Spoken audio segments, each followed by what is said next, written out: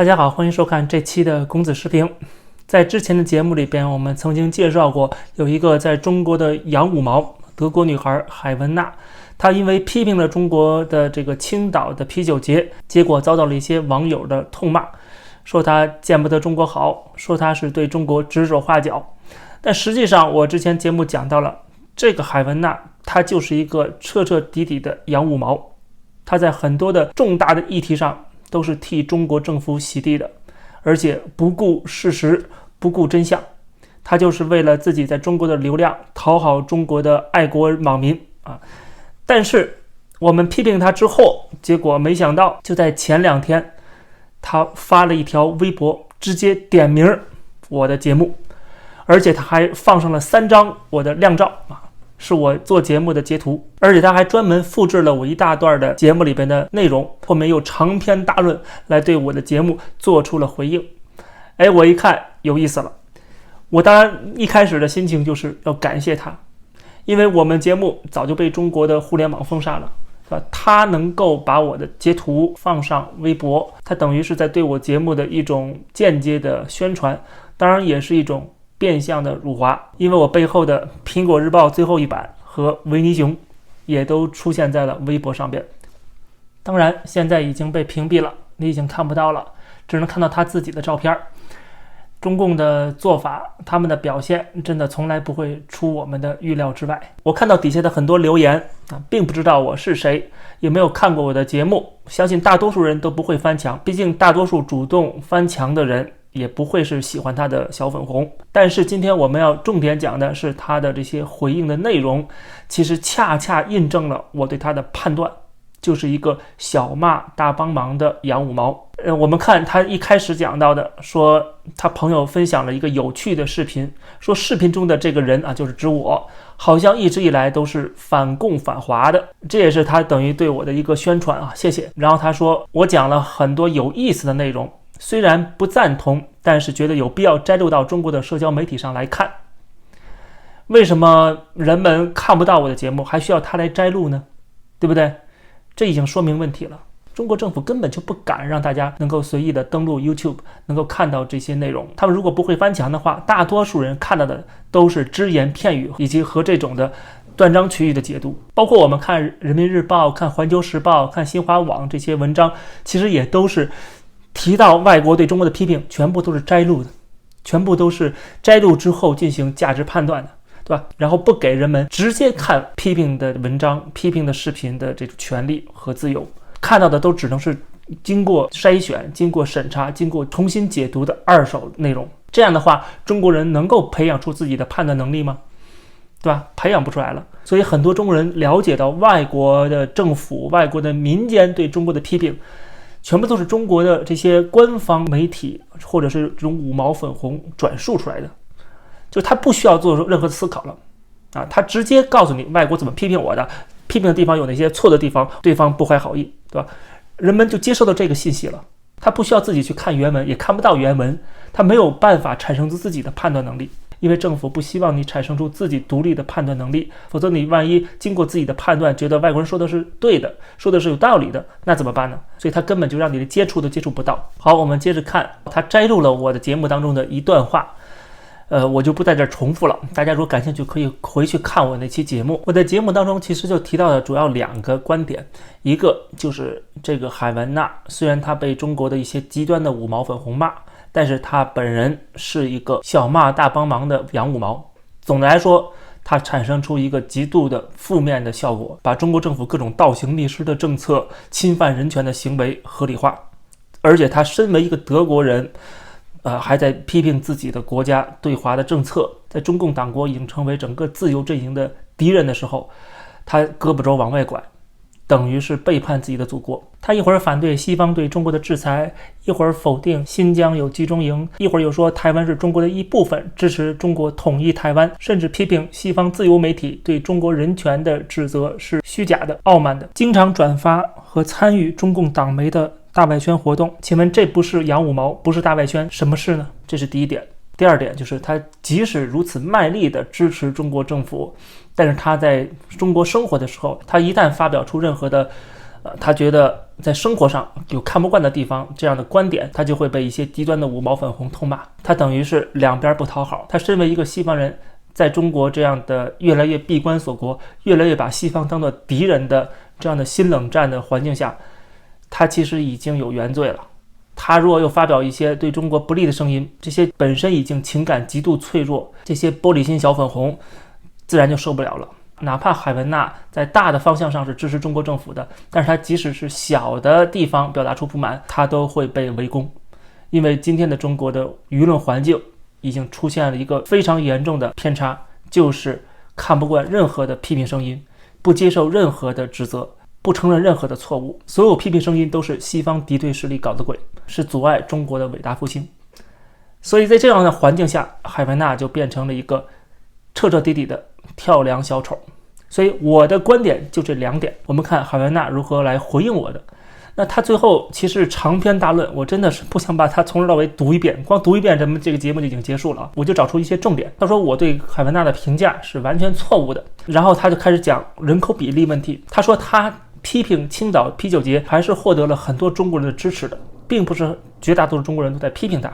这一点我同意 OK， 但是这并不是我的观点当中的重点。大家注意，刚才我讲的2个观点里边并没有这一条，到底骂他的这个人口比例多少不是重点，重点是已经出现这样的一个趋势，就是中国人越来越左，越来越粉红，越来越不能接受不同意见。这个大趋势或者这个舆论环境是非常明显的。当然你可以说还是有相当一部分人保持了基本的理性，但是也不是像他说的什么 99.9% 以上的中国群众都赞同他和支持他。然后他后面回应我的一段话是说，他批评德国对华战略。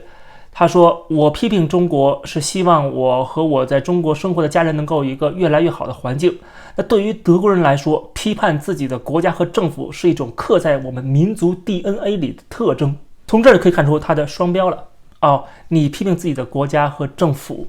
这是因为你们有这样的 DNA， 对吧？那为什么中国人就不能批评自己的国家跟政府呢？为什么中国人批评自己的国家跟政府的时候就被骂成是反贼，就被骂成是有西方敌对势力的指使，对吧？这不是双重标准吗？就像他后面说的，真正做这些龌龊事的恰恰是那些使用中文的反贼。中国人批评中国就是反贼，你德国人批评德国就是理所当然。然后他还提到，对于普通德国人而言，我们通常不会因为别人的政治理念和价值观不一致就网暴别人。现在的问题是网暴的问题吗？在德国的互联网上就不存在网暴的问题吗？怎么可能？稍微用常识想一想，对不对？哪儿都有网暴问题，美国没有网暴的问题吗？问题不在于网暴不网暴，这是个人的表达自由问题。关键是这个国家政府的权利，它的公权力如何行使，有没有得到人民的授权。在没有得到人民授权的情况下，它公然侵犯人民的权利，禁止人们去发表意见，删帖、封号、禁言，甚至把你关进监狱，这才是根本问题，而不是什么网暴不网暴。 OK， 他这里边避重就轻。然后后面他提到了说中国为什么出现网络红卫兵，这个网络红卫兵他是引述我节目里的内容，我在说因为他批评了青岛啤酒节就骂海文娜的人，很多人是网络红卫兵，对吧？这也是他引用我节目的观点的其中一个原因，就是他把我这个有3张截图放上来，这3张截图底下的文字串成一起，实际上是我在批评中国的网络红卫兵，就看似好像我在帮助海文娜。 OK， 他就特意把这3张照片放出来，就借用我这样的一个反贼之口来证明他是爱中国的，来证明那些网络红卫兵批评海文娜是不公正的，是不对的。看到没有？他的这种小心思，我们这么有智慧的人一看就看出来了，好吧？你的意思太明显不过了。他急于证明，急于向这些极端的爱国粉红证明，我是爱中国的，我是替中国说话的。我虽然对你们小骂，但是我大帮忙啊，你们不能忽略我大帮忙的这个功绩啊，对吧？他其实是这个意思。这就是我之前节目里讲的，他两边不讨好。特别爱国的眼睛容不得沙子的这些爱国网民，他们讨厌海文娜经常时不时的批评中国的一些社会现象。同样的，海外人士也瞧不起海文娜在大的方向上替中国政府去洗白，助纣为虐。所以我说了，他两边不讨好，所以导致结果是在夹缝中生存，然后摆出一副我理性爱国的一个形象，极力的否认自己是洋五毛，实际上他就是。所以我说他当婊子还要立牌坊，难道没错吗？对吧？你有本事就大胆的说，我就是杨五毛，我就是替中国说话的，对吧？他又不敢。然后他后面讲一些有的没的啊，这没什么太大意义的话，什么将冷峻的律法作为评价的标准是最稳妥的。他的意思是说啊，不要网暴别人，不要说别人不爱国什么之类的，爱国主义是有不同定义的什么之类的。他其实自己就是这样，他不是也在骂那些所谓的用中文的反贼吗？说我们是反华反共，对吧？你在骂我们的时候，怎么没有用所谓冷峻的律法来作为衡量标准呢？对吧？这不是心口不一吗？而且再说了，中国真的是一个法治国家吗？难道不是一个党治国家？党大于一切吗？中华人民共和国的宪法能保障中国人民的权利和自由吗？对吧？你这不是睁眼说瞎话。然后他又骂一些什么所谓一些 IP 地址为海外的中国极端民族主义者啊，这也说明他根本没有看清形势，就根本不知道实际上IP 地址为海外的人骂海文娜不爱国，这是一种调侃，这是一种讽刺，他们其实在说反话。这些人跟极端的民族主义者根本沾不上边，哪有说自己润到海外然后作为一个极端的民族主义者？就算是都是假的。 OK， 他都已经用脚投票了，投了中国以外的西方敌对势力了，对吧？他怎么会成为一个这个极端的粉红呢？他是在装作极端的粉红来讽刺海文娜。海文娜如果连这个都没看出来的话，那就真的是 too young too simple 了。最后他说他不愿意去做一个专业的打假人，打假是需要说真话的，打假也是要付出代价的，就像是在中国的徐晓东，对吧？去打假那些所谓的什么各种各样的传统武术的大师们，他现在什么结果？被全网封杀。海文娜说我不想做一个专业打假人，你是啊，你当然不想做了，因为代价太大了。你只是骂了一下青岛啤酒节的啤酒不好喝，就已经被网暴了。你做一个专业打假人的话，你还不被赶出中国？他能在中国立足，他是为了赚钱。你以为他真的有多爱中国吗？所以说影响他流量的事情他肯定不会去干。最后他说要回应一下反贼，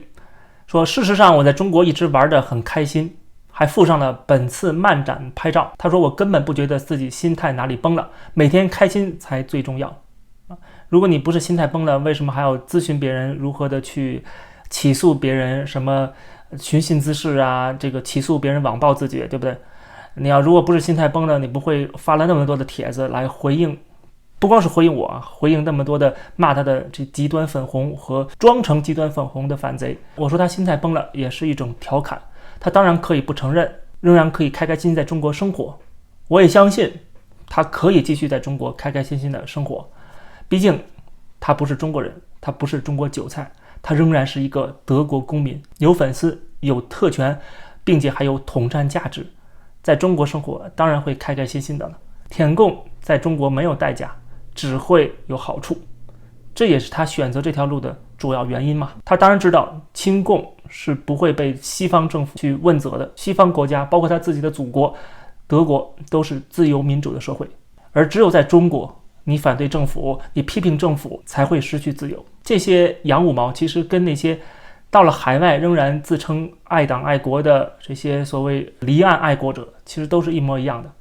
他们非常清楚自己的处境，他们非常清楚如何的选择有利于自己的政治立场和身份，归根结底他们都是精明的利己主义者。好，感谢收看这期的公子视频，这期节目就跟大家聊到这儿。如果大家喜欢这个节目的话，也欢迎大家加入会员然后点击订阅这个频道。我们下期节目再见。